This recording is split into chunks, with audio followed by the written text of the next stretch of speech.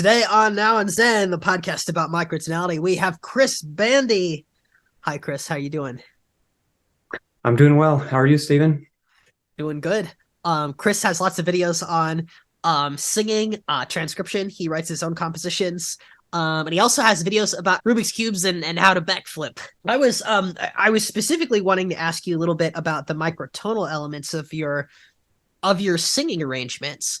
The first thing I want to do is to address a certain inspirational force, a Mr. Jacob Collier. It's just because he seems to have pioneered this genre of one man YouTube ship. So I don't know. What are your feelings on that? Do you feel like, I know people are constantly comparing you to him? Are you like, oh, I'm so tired of this? Or are you like, oh no, this is great? No, I take it as a compliment, and I definitely think it's right that he's pioneering this sort of style. I mean, people have done multi-track videos a lot, and lots of them have come before him, but he is one of the first people to do this sort of overblown, lots of parts, really advanced harmonies version of it. So, and I feel like me and maybe, you do the same sort of thing and maybe a couple other people. So it's kind of a limited group, but I'm super glad to be a part of it. Yeah, I think you hit the nail on the head because like I had the same thing happen to me where I was inspired and kind of like mystified by Jacob Collier. I kind of saw this video and I was like, wait, how is this real? And then I sort of figured out another thought I had was, hey, I could do that if I just like practiced a bit, you know? And I was like, oh wait, people actually like this. YouTube is kind of a cool place where if you're producing that kind of stuff, you can like have this record of how your arrangement style evolves over time. And I see you incorporating more and more microtonality into your arrangements via like changing the tuning standard and things like that, especially in Where is Love. Do you feel like you're getting more and more interested in using microtonality as you go forward with advanced harmony, or do you think you've gotten all you can out of it? Like, what are your thoughts about where it might end up for you? I don't think I've gotten all I can out of it. There's a lot that I haven't explored. Like, I haven't explored Zen harmonic music basically at all. I messed around with it a little bit several years ago, just like retuning my keyboard in Logic. But I I'm not sure if I'm using it more and more, I guess, compared to the really early stuff like 2016 when I was just sticking to standards and making things sound pretty traditional. But yeah, I think the three ways I've used it the most, one of them is, as you said, changing the tuning standard. And some of that is pragmatic. Like at the end of Silent Night, I wanted to end up where I started, Ah, but the key changes I was doing would take me down a minor third over the course of the last verse. And so I just had everything slide up over the course of about a minute, slide up a minor third, and just so I could end right where I started in D flat. That's one that's what way. that The other way, is. That's what that yeah, is. Okay, I'm just realizing a lot of stuff just now. Ha! yeah, the last verse of Silent Night, every phrase starts on the last note of the previous phrase. And so that makes it modulate basically every phrase. And I just calculated that that will take me down. If I start in D flat major, that would take me down to B flat major at the end of it, if I remember correctly. So I didn't want that. I wanted the whole arrangement to be in D flat major. So yeah, so it's kind of a compensational slide. So that's one way. Another way is just for smooth voice leading. That was the big climax in Where's Love. And the third way, which I haven't experimented with as much, but I am interested in, is just like sweetening chords by changing one or two notes within the chord. So I've done a couple things like at the end of The Longest Time, not the one with all the other guys, but the one I did on my own. I like lowered the third and the second of the chord by 7 cents, and I just liked it better than equal temperament. So yeah, those are kind of three ways that I've messed with it. Yeah, that's really neat. When you say you lowered it, do you mean you lowered it in the software afterward, or you sang it 7 cents flat? I actually forget. Lots of times it's a mix of both where I'll like try to sing it a little flat and then I'll just go into Logic and just move it where I want. So that's normally how I do it, where I'll just sing an approximation of it. And since I'm more of a final product kind of guy where I don't want to spend more time than I need to on these, Right. then yeah, we'll often just go back and Logic, it lets you put it at the exact number of cents. And so, because you can actually see where the pitch is. And so I like to go back and just make sure everything is right on. Because if it's like sort of on, that's the thing I've noticed with advanced jazz harmonies and especially with microtones. If it's like sort of on, then it sounds kind of dull. Like I'm sort Ah. of used to things that are out of tune. And so it sounds kind of dull and like unclear. But if after I go through it with Logic and just like tune everything exactly to the cent, it like pops and all the clarity comes back. So yeah. It could be part of the secret to the putting the whole thing together. Hmm. So how are you using what tool in Logic are you using to adjust sense in general? I know I've gathered some things about your workflow from the comments I've seen. I really appreciate on your YouTube videos when people leaves a comment, you always thank them directly, which is just really sweet. That's great. And I've seen those comments about how you use flex pitch to change to sort of stretch your octave range. Um, so if you could just kind of like give a breakdown of what tools you're using in Logic, um, for tuning and voice manipulation, I'm sure our listeners would love to hear that. Yeah, so flex pitch is basically all I use. So I will sing it and then I will basically have flex pitch already turned on for that track. And then when I open it up, it actually shows me what looks like a piano roll of my voice. So it has note blocks, and each note block is an approximation of where the pitch was when I sang. But not only that, it gives you a very specific white line that represents the pitch. So you get the blocks and you get the line, and you can mess with those not independently because, if you change one, it changes the other most of the time. So yeah, it allows you to snap through half steps. So I can just grab a note block and drag it and it'll snap through the half step. But you also have a couple other options. You can edit the fine pitch where if there's node will pop up when you move your cursor over the note block. So you can drag it and adjust it to a specific number of cents. So I can grab the note block and just like drag it up 33 cents and then I'm good to go. If I wanted like a third of a half step out of tune.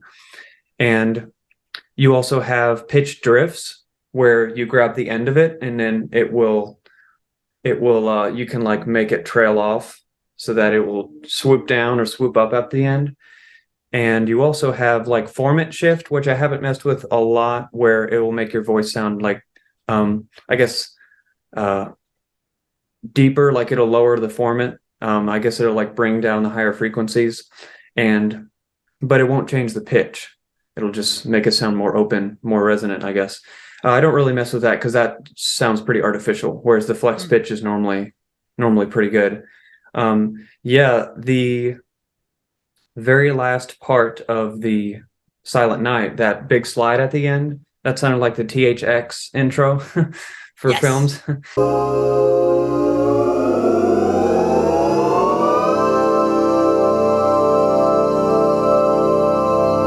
That's that was almost completely like digitally made with flex pitch. That was like an editing nightmare where I Oh. recorded the same thing a couple dozen times and I slid from like, for example, from like D up to A.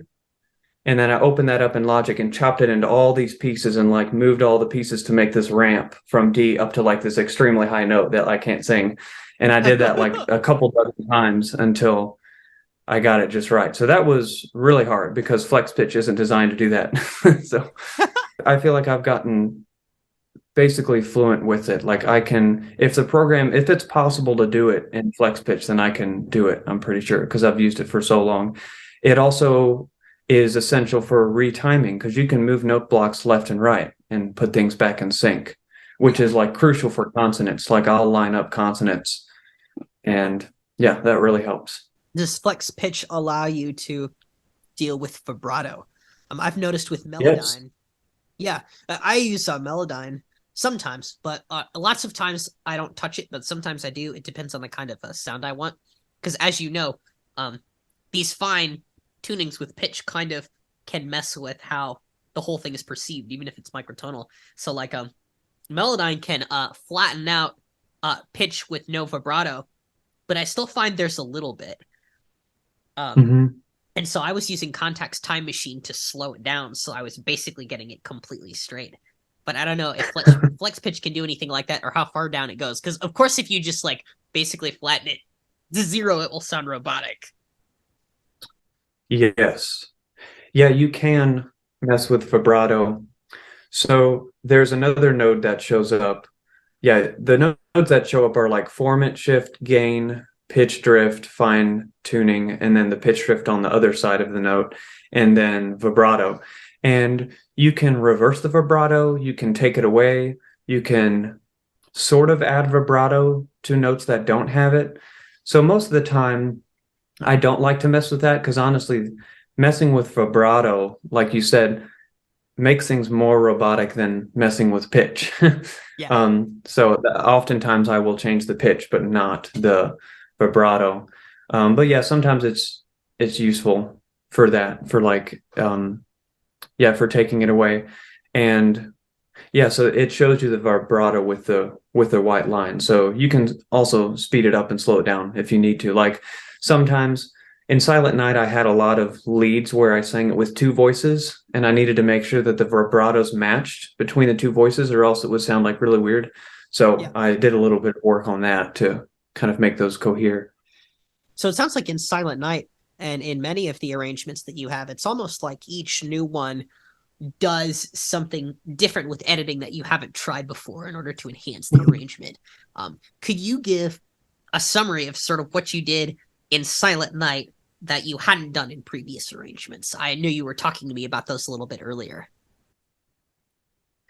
Yeah, Silent Night, I did a lot of things that I hadn't done before. And these projects, since they're so far spaced apart and they take so stinking long to do, Yeah. and they're I guess they're just like so advanced or something. Basically, no matter what I do, whenever I start a new project, I'm like solving new problems that I haven't dealt with before and learning new things. For Silent Night, I went higher and lower than I'd ever gone before. And I also did that long-term pitch shift that I haven't done something like that. I've done like a mini version of that in the I Harm You with Andy Wasserman, which I think you pointed out in the comment section. So that was just, I think, 15 seconds. This was like a whole minute. I at the beginning, I don't think I've done the staggered entrance thing like I did in Silent Night, where the melody isn't, instead of the melody being sung by a single voice, it's sung by all the voices, but each voice only sings one or two syllables. And Yeah. so over time, the thankfully the beginning of the melody of Silent Night is basically a D flat. Well, it's a It's pentatonic chord. yeah. Um, yeah, although I guess it would be F minor pentatonic, but when the D flat comes in, then it's like D flat major with no four. And so that ended up making it sound really nice. So the melody kind of crept in one syllable at a time. Um, let's see. Well, I'd never done a sped up piano solo before. Yeah. So that was pretty fun. And that one I composed it in Logic like back in July, and then just like practiced it for like 25 minutes and then just played it at a really slow speed. All chopped up. Like I didn't play it all at once. I just chopped it up into different sections and then sped that all up. Let's see. I think everything else was not so different from earlier ones. Yeah, I've realized I don't, at least for me, maybe I would change my mind if I did more voices, but I've realized I don't really need that many voices to get a really thick sound, or at least what I consider thick. Like I get up to 30 or 40 and then I'm good. Yeah. Like in Hajenga, the last chord was like 100 voices, and I was like, that didn't seem worth it. Like I feel like I could have gotten the same effect with like 60 or something. So Yeah. Yeah, so I didn't go overboard with the number of voices. Although, yeah, as I think in Silent Night, another sort of record that I broke was having the most pitches in a chord, where there are lots of chords that had like 14, 15 pitches. So that was fun. I've noticed also in Silent Night the vocal agility was really fast. Was that edited Mm. at all? That was, yeah. So that was funny because I actually figured out how to do that like by mistake, like just Oh, totally random mistake. So I earlier thought that the way to speed up vocals was just to grab the region and just like squish it so that it would go faster. And I did not like the sound of them. Like that does not sound good. It sounds like really fluttery or something. And maybe that's cool for like an effect, but I wanted it to sound like I was actually singing it like way too fast. right. And at some point, I would just open up the Flex editor and then just like try to do that. And turns out if you have a certain menu open and you try to squish the track, it will actually use the Flex tool to compress the note blocks into a smaller duration. And so that means it gives you the effect of speeding up without it sounding like you're on YouTube playing it at 2.5 speed or whatever. Well, it doesn't go that fast, 2.0 speed. Yeah. So it actually sounds really natural. So yeah, for those, I would sing those at half speed and sing it like 8 times. And then I would, yeah, speed them up with flex pitch and then tune them up and um yeah, and sounded basically like I wanted. With Silent Night also with the range extension, is there is there a reason you hadn't gone that far in pitch before? Like if you extended your tools to the the farthest they could go. Like I know you have like a normal range for a human. You have like that classic low baritone C, which I sometimes have, but almost never really do. And then you have like a high, like A, what is it, A5, A flat, C5, C6, something like that. Um, Yeah, I used to, not really anymore. Yeah. yeah, yeah. So, so if you extend flex pitch tools as far as they can go, what's the highest note you can get flex pitch to sing that will sound natural? Or maybe you're still trying to discover that with editing techniques. I know with low notes, you already bottom out at a certain point where it's so low that you don't hear it as a note. Yeah, that's a good question. So, yeah, with low notes, once you get down to C1, then it just starts to sound like a car engine or something. Right? It just starts to be really grindy. And yeah, I might consider using like a synthesizer or something to kind of make that sound more full and more consistent, like rather than my voice, but I've never done that before. Um, like some sort of sine wave maybe. But yeah, as far as high notes, um, yeah, I mean, I guess they sound natural in the sense that I haven't edited the format or anything, but it's like so high, it's obvious that it's not actually being sung. But I think honestly, there's not really a limit. Like you can go up until the pitches start sounding like it's just squeaks or something. Now, by the way, if when I just solo those notes that are really high, it just Yeah. sounds like almost like squeaking. It sounds like not natural at all. But when you put in all the other voices with those voices, it sounds super nice. So you wouldn't even really do like the super high note by yourself, like it's not that penultimate E flat leading into the last verse. You wouldn't do that by itself. Yeah, it wouldn't sound good. Yeah, it would sound kind of weird. Um, Unless maybe I sang it like 12 times or something, so it would be more of a chorus effect. But yeah, for this, I most of the time, basically every voice was doubled, and then high and low were quadrupled, and then some bass. Yeah, I don't think I even quadrupled anything. Or sorry, I don't think I even octupled anything. Basically, I would have four with low basses and then four low basses. And yeah, so even at the very end when it goes G ease us Lord, and then everyone holds on the big chord for Lord. Those I made sure to double at the octave, four voices way up there, and then four voices an octave below. Because yeah, and even that, like, I don't think it sounds super good, but I just stopped stopped working on it because I needed to finish.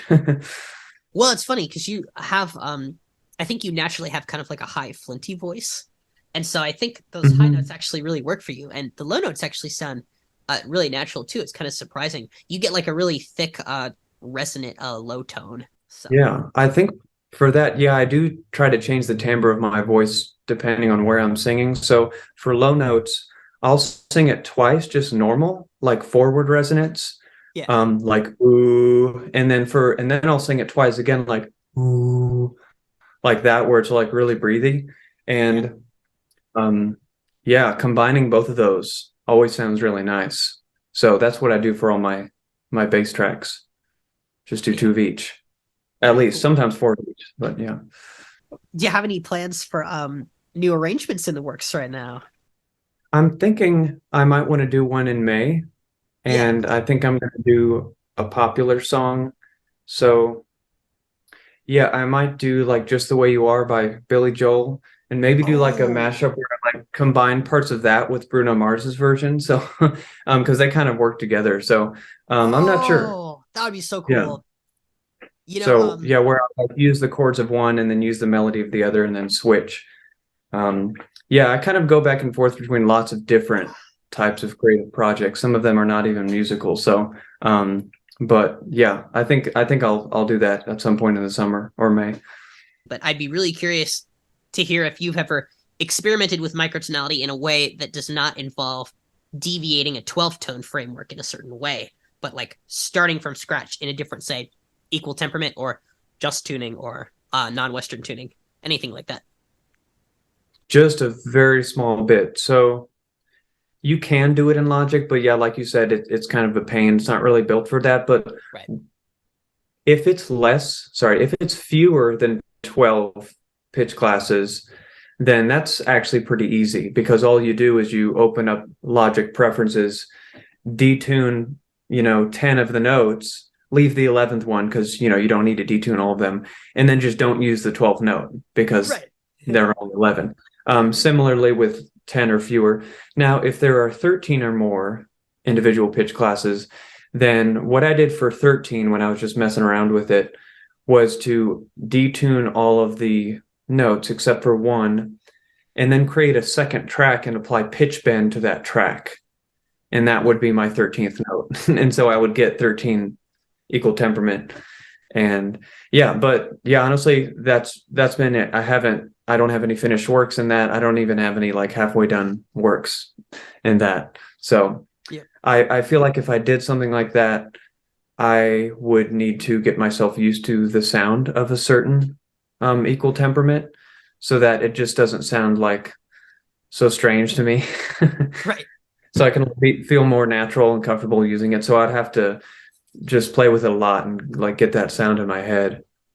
Yeah, for sure. The really comforting thing about it is if as a musician, you're already doing lots of stuff that's pretty advanced harmonically or melodically, then you'll get used to Zen harmonic tuning more quickly. You'll be able to differentiate between the sounds of them just like you would standard chords and scales in 12th tet, where if you're hearing something, you can be like, that's a minor seventh. In Zen harmonics, you can hear something and be like, that sounds a bit super Pythagorean. Yeah, just different names, I think, for all of those things. So it's really exciting to think about what you can accomplish. Can we talk about your tuning standard changes in various works? Because I'm really curious to explore your rationale. You told me that I really love in the Silent Night one how it's like it's a rise to get to a certain key. Are you doing that a lot in your other works that have a change of tuning standard? And also, did you use a guide track to slowly ascend, or did you do that by ear? So for the first question, the only other piece where I did a big slide like that, I think was the I Harm You with Andy. I can't really remember. You might remember. I haven't watched lots of the older ones in a while. For the second question, I used a guide track. I use a guide track for everything. I write out the arrangement completely in Logic with just like a electric piano and have everything completely written before I start. Now this one I changed stuff as I went, like I rearranged as I went because I wasn't happy with certain parts. like the whole deem redeem part.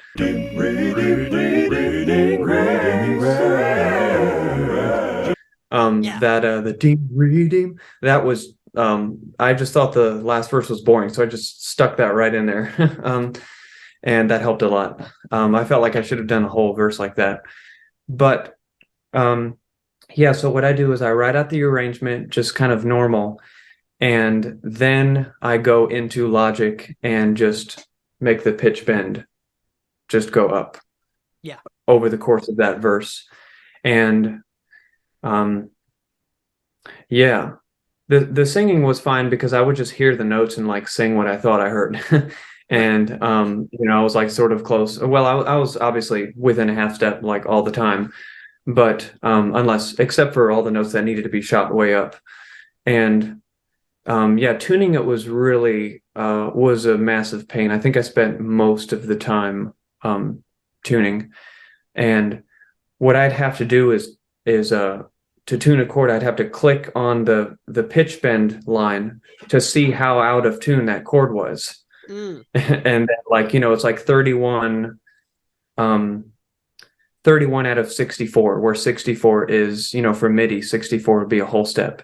And be like, okay, 31. So then I do the calculation, like, okay, that's a little less than a half step. So I'd convert it to cents and then do it. So yeah. Oh no, you have to convert MIDI to cents. No, no. Right. So I did developed a, yeah, kind of annoying, but I did developed a little equation for that. And so it wasn't too bad. Next time, yeah, now I actually did kind of like two passes through the whole last verse, because the first time I kind of like tuned it until it sounded okay.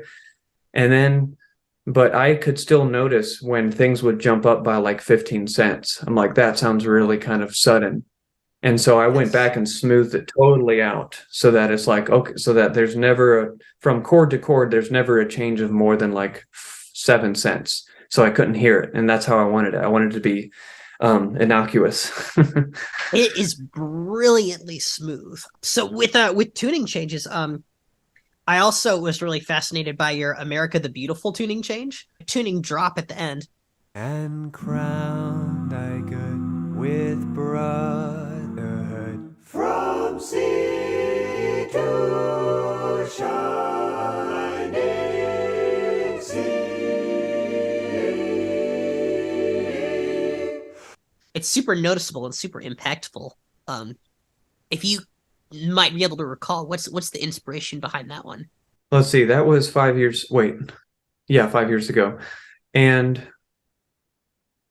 yeah, I'm not sure, other than the fact that, I sort of imitate Jacob Collier like 6 months late. That's sort of what I was doing at that point. So I would hear something by him, and then 6 months later, I'd sort of use something. And that's basically the thing that he had put out most recently was In the Bleak Midwinter. Oh, And of so, course. yeah. And so that's basically why I did it. So where each verse was like slightly higher in tune. And then at the end, I kind of go back down to where I started. And I did a similar thing in Amazing Grace. I didn't do the drop at the end, but each verse was a couple cents. Well, each verse was like a third or a half of a half step higher than the previous verse, so that at the very end it sounded like nice and bright. Whereas at the beginning it was like this really dark, I think G major, but a little flatter than that. So With some just intonation and things like that. yeah, some stuff, like I said earlier with the flex timing thing, some stuff I find by mistake and it's like really sweet. At the beginning of Amazing Grace, there were a couple points in there where I sang it and it ended up out of tune, but it sounded so good, so I kept it out of tune. Ah, brilliant. um, so yeah. I know we've talked about Jacob Collier a little bit and how the way he uses microtonality is particularly striking. Um, have there been any other artists that use microtonality that have influenced you in a similar way? Hmm. The first person that came to mind was Charles Ives. Oh, yes. So yeah, long time ago, I think like 100 years ago now, he wrote the three pieces for quarter tone piano, where one piano was normal and the other one was every note was tuned a quarter tone. I think it was supposed to be down, but they just did it up for some reason. And so yeah, there's like a discrepancy there. But anyway, those three pieces were super duper cool. And actually the final cadence at the end of the first one, that's what inspired me to do the cadence in Where Is Love,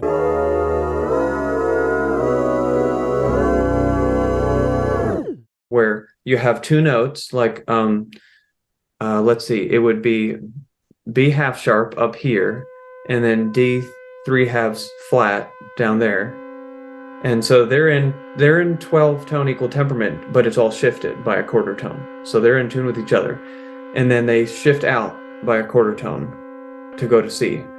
So B half sharp goes to C, and then D 3.5 flat goes down to C.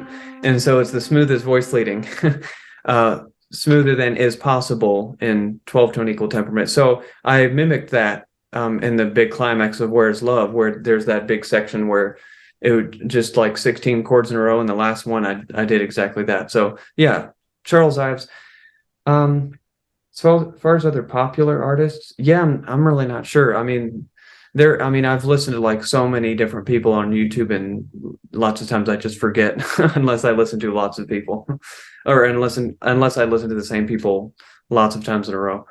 I also wonder if, similarly to a major seventh resolving out to an octave by quarter tones, if you've ever thought of resolving other intervals in 12 tone equal temperament this way, and if you've ever made that a part of your cadences, the classic perfect fourth resolving out to a tritone. Yeah, that would be cool. I feel like I'd do it the other way because the tritone's more dissonant. But yeah, that could work. I was in a jazz composition for the media class last spring, and I just did some stuff with strings, and it was supposed to be really spooky. So I resolved a minor ninth to an octave, where each voice moved inwards by a quarter tone. So that worked. That was pretty sweet because it was interesting because you have this really dissonant interval, a minor ninth. Each voice moves by a super dissonant interval, a quarter tone. And then all of a sudden you have an octave, and it's like so clear. So that was pretty cool. Yeah. That would sound really interesting in context, I think. Yeah. I also, another time when you used microtonality that was not about changing the tuning standard was in the beginning of Where Is Love, and I saw a few other microtonal accidentals in there. So when you arrange in Logic, does Logic then like allow you to like Logic gives you MIDI and then you can put it into a notation program? And like, do you have like most of the transcription from that, or do you have to notate it from scratch and stuff? The first one, I export it as MIDI from Logic and then import it into Finale, and then it looks like total crap. Oh, yeah. Yeah, that is unavoidable. So then I just comb through it and just fix everything. And for that video specifically, I invented a full set of microtonal accidentals. Like I literally drew them and then used this online program to convert it into a font file. And so some of them are standard, like the backwards flat for half flat and stuff like that. And lots of it's not practical, but I liked it aesthetically, where each for like a third flat, I forget what it was because I barely use this, but where it would be a half flat, but part of it's cut off. And then for like a quarter flat, even more of it's cut off. And so you get this sort of gradation of the flat. And same thing with the sharp. I was able to do like 5/4 sharps and 3/2 sharps. I'm looking at the picture you gave. Have you ever heard the term sesqui and semi for those? Like sesqui sharp is like the one that is 3/4 sharp because it has three prongs, and semi is the one that has one. Oh, no, I haven't heard those terms, although I know that historically sesqui, like sesquialterin, means like 3/2. Right. Yeah. So it's all connected. Yeah, very much so. In measure 4, you have that really cool sonority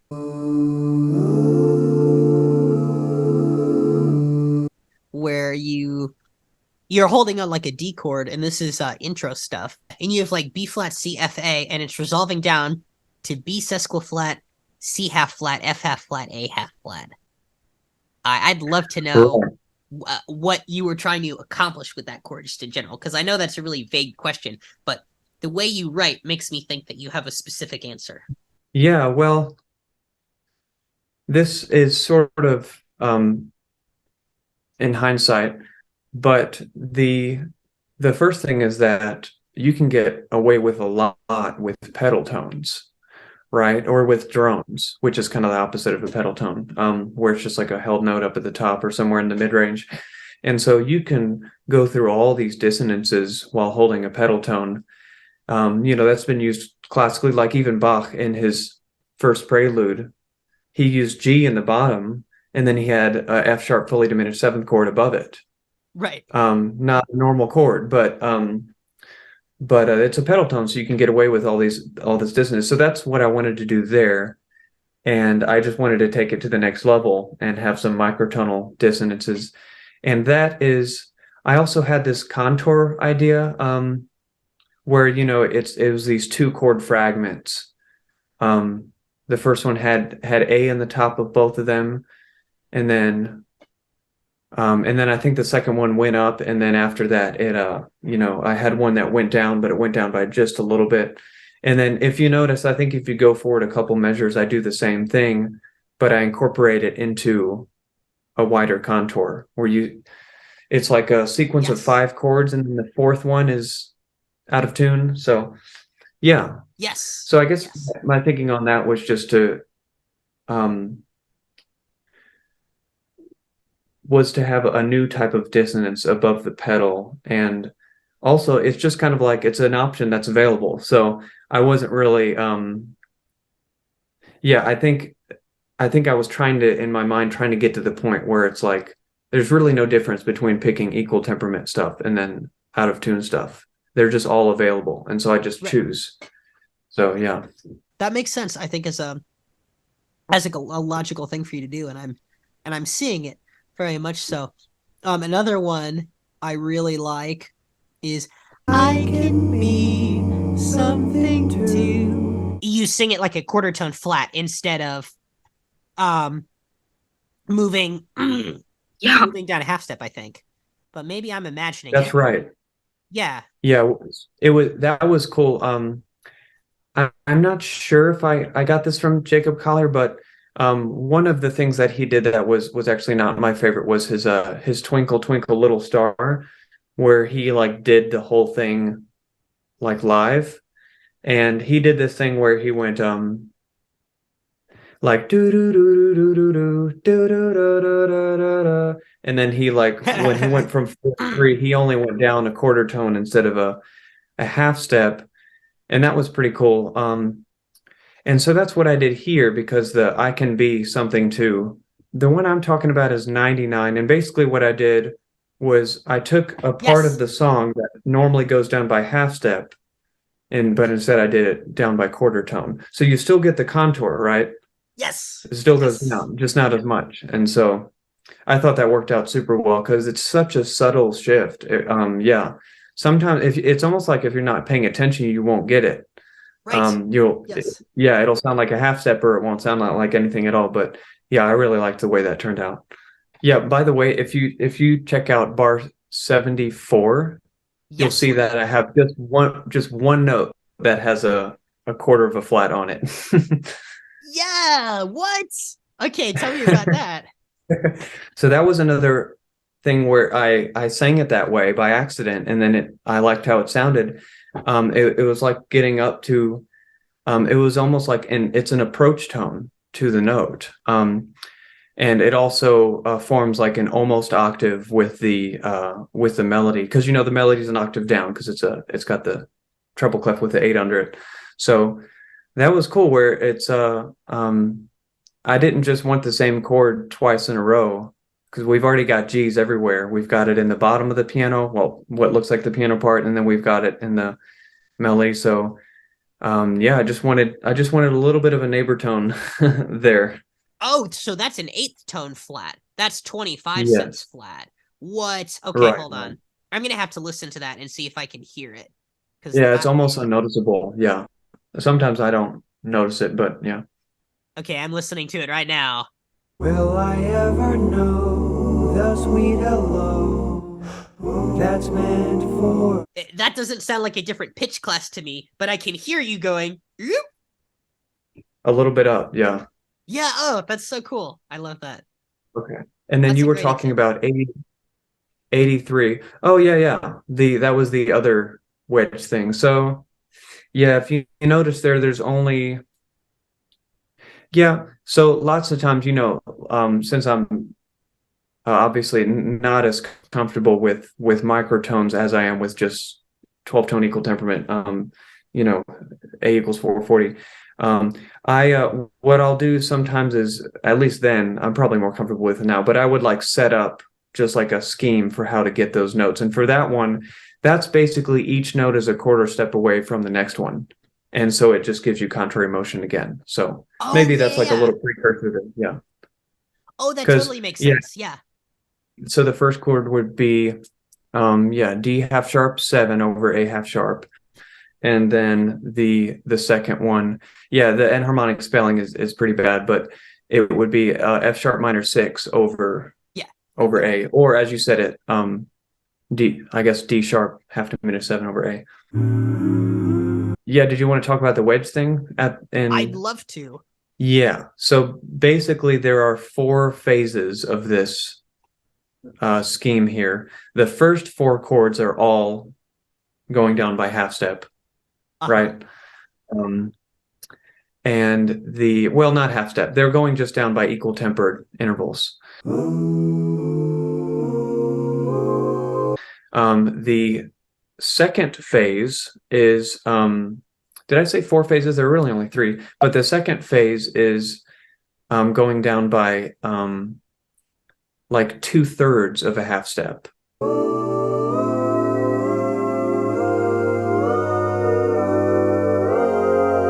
Yeah.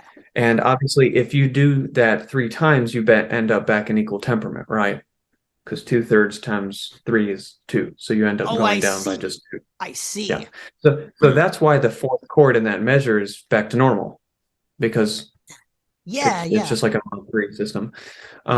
Yeah, and everything's in tune with itself in every chord. So, but it's fun just like throwing up all those weird looking accidentals. Um, and Similarly, in measure 91, it does the same thing. It's going down by like 2/3. Um, and then uh, and then in measure 92, it's going down by a half.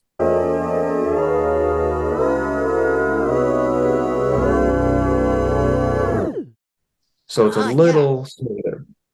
So that's why chords 1 and 3 in that measure are back to normal. So yeah, and there's some other things that happened. Obviously, it's contrary motion throughout. The number of distinct pitches scales up basically every time. And I did this weird painting thing where at the beginning, well, it's not weird, it's just pretty standard. At the beginning, all the notes are right in front of you, and then it expands out as it goes. For me, this was kind of like I wanted to sort of max out. In the bleak midwinter was just like 4 chords. Yeah. Where he went up like an eighth tone, and then the second one was like 2 1/4 tone. So, but this one I wanted to max out, which is why it's so long. So that gave me time to do the stereo expansion. And Yeah. then from then on, I didn't want to put microtonal accidentals like everywhere throughout the rest of the piece. So I just set A4 now equals 453, which Yeah. is A half sharp. That's a So lot less work. Really love this wedge modulation because it's right, as you mentioned, if it's maxing out a cadence, it seems like it's right on the edge of being just a little too long, where it's like, wait, he's just singing chords in a row. But then you like end it like right at the exact moment where we're questioning if we're just singing chords or not. Which, you know what I would love to do is, well, let's see. Your accidentals would all fit into 72 tone equal temperament. Is that correct? so Yeah, because you're it doing would two be, thirds of well, them. wouldn't it just fit in? Okay, I see what you mean. So it would be 70. Well, I am using fourths of a half step. Yes. So 48 doesn't go into 72. So it would have to be 12 times. Oh no, 144. Yeah, 144. 12 times 12. Oh, So that's whoops. absurd. I love that. That's great. That's Yeah. fantastic. Although of course, that's just a consequence. That's not actually how it sounds. But yeah, that's right. If you wanted to cram it all into one system, you would have 144 notes to the octave. So 144 yeah. tet right here. Oh, I love it. Yeah, yeah. You don't have 12 notes to the octave, you have 12 notes to the half step. There you go. I use Keyboard Maestro, and so what I did once I made all of those accidentals is I like programmed a keyboard shortcut that will just put in the one that I want. And so Yeah. because it takes like 10 steps to just put in one accidental. Oh And so I just no. made a shortcut I click one key and then it puts in like a 3/2 sharp or whatever. Right. So yeah, because Finale doesn't do that at all. Yeah. I used to be on Finale and then I bought Dorico and I was like, I'm never doing microtonality in Finale again. Yeah, you have to go in the MIDI controller and and add like an expression that has microtonal tuning built into it. So yeah, Oh you yeah. can do it in Finale. It's just kind of stupid. Yeah, it's a pain. So with these wedge modulation chords then, is the idea that when you're splitting, like in measure 90, are you just trying to go in a certain direction and then make sure the note fits in to the chord like in that intonation, if that makes sense? Like, is that kind of the method? Like, were you thinking how much were you thinking about the qualities of each individual chord? Like, did you want them to be major or minor, or was it mostly a leading thing? It was mostly voice leading. Lots of times, I think by the time I was writing Where Is Love, I was just sort of throwing notes up and not really worrying about quality. It was becoming more intuitive. And for this, definitely, it was smooth voice leading. As far as direction, to answer that question, I wanted contrary motion. And yeah, the cool thing with microtones is that if you this is kind of trivial, like obvious, but if you go from a chord that's in 12 tet and then you go to a chord that's in 12 tet but A equals something else, there are no common tones. And Right. so you will automatically have a very smooth voice leading with no common tone. So yeah, that's what I was going for. Just contrary motion, smooth voice leading, and then I'm pretty sure just like glancing at all these chords, it looks like all of them are like consonant things, like major 13 or sus. There isn't a chord that's just like way out there. Although They're all from 7-note chords, like diatonic ones. I would think so, yeah. Yeah. Maybe the second and third to last were more out there, but yeah, and as you can see in measure 91 and beat 4, that was a problem I ran into where some chords you have to use sharps and flats in the same chord. So that Yes. but yeah, that's a different thing. But yeah, I think you're right. Most of them are just like 7-note chords, like 13 chords. So Yeah, absolutely. By the way, I made the video on that, on how to use quarter tone accidentals and key signatures. oh sweet, yeah, I was wondering how you did that when you did the America the Beautiful. That looked pretty insane. Oh my god, yeah. That had to be a Dorico thing. Well, this has been Chris Bandy on Now and Zen. He's got Silent Night and maybe some other arrangement coming out in May. Not sure. Thanks for coming on the show, Chris. We really appreciate it. And we'll see you. Yeah, thanks so much, Steven. This has been awesome. Yeah. All right. Adios. All right, see you later. Bye. You're listening to Now and Zen, the podcast about microtonal and Zen harmonic music. Thank you for listening. This episode featured Chris Bandy. You're hearing Chris Bandy's arrangement of Silent Night, featured on YouTube. Go check out the video there. Virgin Mother and Child, Holy Infant. Thanks so much to our patrons on Patreon, our Zen Harmonic patrons, as well as our Zen Harmonic gods, Mike Battaglia, Adam Freese, Matthew Sheeran, Vincenzo Sicarilla, Hector McGuffin, Christopher Bailey, Leland O. Weigel, Amy Coleman, Joe Weigel, and Tina Harmon Carteau. Catch you next time on Now and Zen.